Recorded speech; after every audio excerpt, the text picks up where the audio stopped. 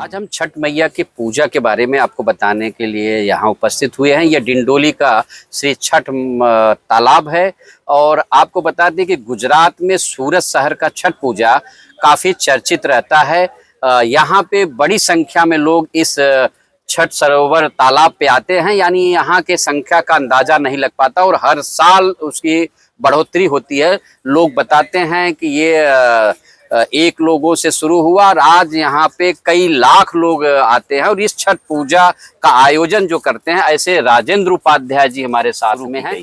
तो राजेंद्र जी, पहले आप अपने संस्था के बारे में बताइए कि ये संस्था का निर्माण कब किया गया और इस पूजा की शुरुआत सूरत में कब से हुई? हमारे इस तालाब पे हमने जब से चालू किया वो तो हमने 1999 के आसपास में मैंने चालू किया। लेकिन ये मैं गुड़ादरा में पहले रहता था, तो गुड़ादरा में रहता था तो हमारे क्या 1987 यानी 88 में एक हमारे गुड़ादरा नहर बोलते हैं, तो उस नहर पे ही हम लोगों ने छठ पूजा श्री गणेश किए थे 1987-88 में जी।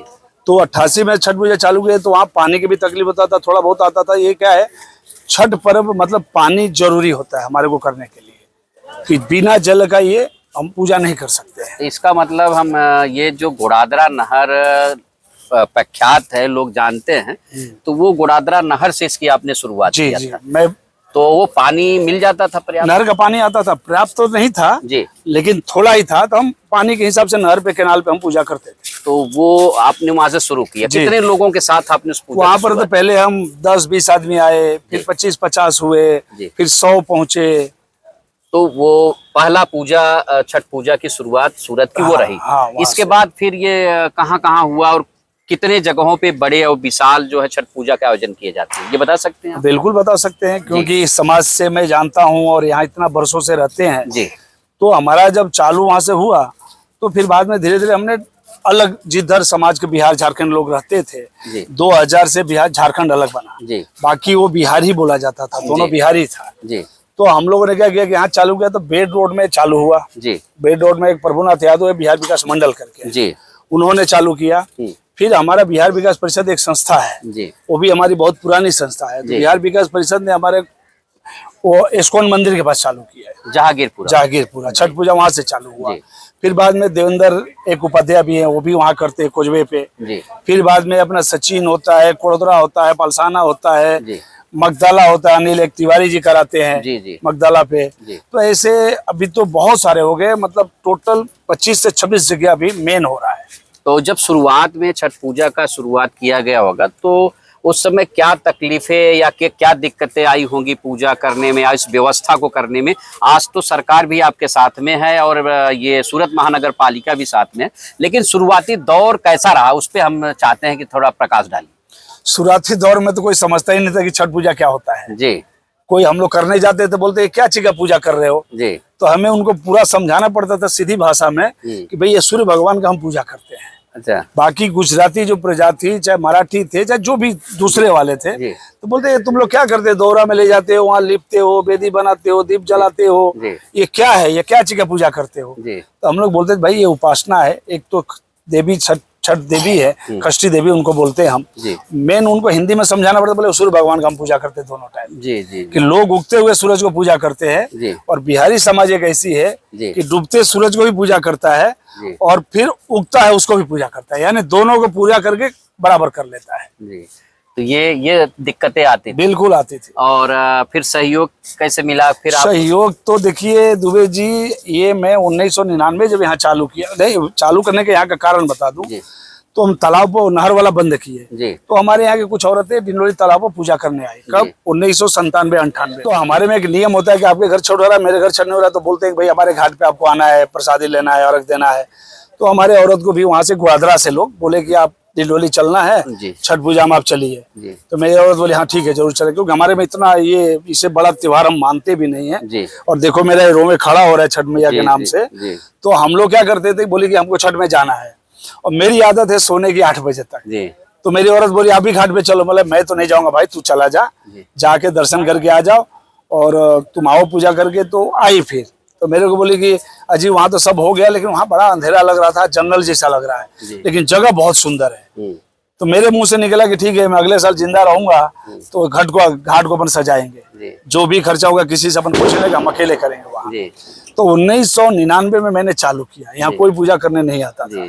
तो फिर उसको मैंने एक छोटा टेंट लगवाया, ये हमारा वीरेंद्र पराते जो कल्पना टेंट वाला, ये मेरे साथ था, और ये जो आपका राहुल साउंड वाला है विनोद, उस समय से जुड़े हुए हैं सब। तो बोले यार तुम लोग माइक लगाओ, तुम लोग ये करो। तो मैंने वहाँ चालू किया, तो मैं लाउड स्पीकर से घुमाता था गली गली, भाई डिंडोली तालाब पर छठ पूजा करने आओ। तो फ्री ऑफ कोर्स मैंने टेम्पो भी रखता था, छोटा मिनी बस भी लगाता था कि पूजा करने लोग वहाँ आवे। तो धीरे धीरे आना ग्रोथ चालू हुआ। फिर मैंने क्या किया कि 2004 में मैंने इस ट्रस्ट को रचना की, जिसका नाम हमने रखा श्री छठ मानव सेवा ट्रस्ट। इसमें हमने एक और सोच लगाई कि इसमें हमारे हर मतलब कि राज्य के लोग होना चाहिए, मेरी ऐसी श्रद्धा थी। और हर जाति के भी लोग होना चाहिए। तो मैंने वो समावेश बनाया कि इसमें हमारे यूपी वाले भी हैं, हमारे बिहार वाले भी हैं, हमारे झारखंड वाले भी हैं, तो गुजरात के भी, गुजरात भी है और महाराष्ट्र भी है। बहुत अच्छा। और एमपी भी हमारे हैं, महेंद्र तिवारी वो एमपी से, लोग समझते हैं कि बिहार वाले, वो सत्तारेवा के। तो हमने 6 राज्यों को हमने समन्वय बनाया, और आज ये इतने विशाल पर्व हो गया कि सबके सहयोग से जो है छठ मैया की पूजा हो जाती है। तो ये छठ मैया की पूजा क्यों करते हैं, इस पे जरा आप जो है प्रकाश करें। ये छठ पूजा इसलिए करते हैं कि देखिए इसकी 2 कहानियां हैं।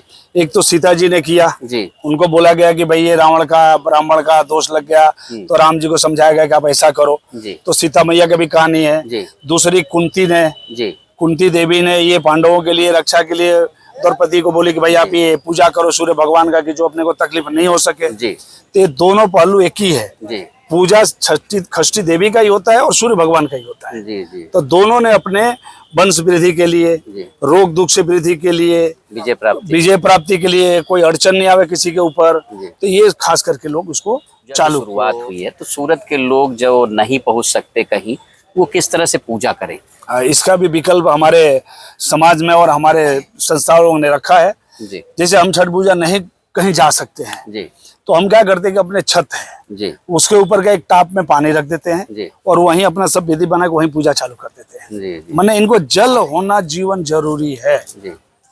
और इसके एक महत्व और आपको बता दूंगा कि अपने समाज में बहुत जातिकरण है, भाई हम तो ब्राह्मण हैं, तुम ये हो, तुम वो हो, लेकिन एक छठ पूजा ऐसी जगह है कि यहाँ कोई जात पात नजर नहीं आपको आएगा। अगर मेरे बाजू में कोई जात बना लिया तो मेरी ताकत में पूछ सकता हूँ कि तुम कौन सा जाति से, थोड़ा दूर जाओ। इतना महत्व है और हम उसको एक्सेप्ट करके चलना। लेकिन उस दरमियान लोग ये भी कहते हैं कि पूजा के दौरान चोर भी चोरी करना बंद कर देता है, ऐसा लोग कहते हैं। लोग नहीं कहते, हमारे प्रत्यक्ष प्रमाण है कि हमारे यहाँ आज 25 साल हो गया, आज तक कोई नहीं बोला कि मेरा पायल चोरी हो गया, कि मेरा कुछ मोबाइल चोरी हो गया, कि मेरा ये चोरी हो गया।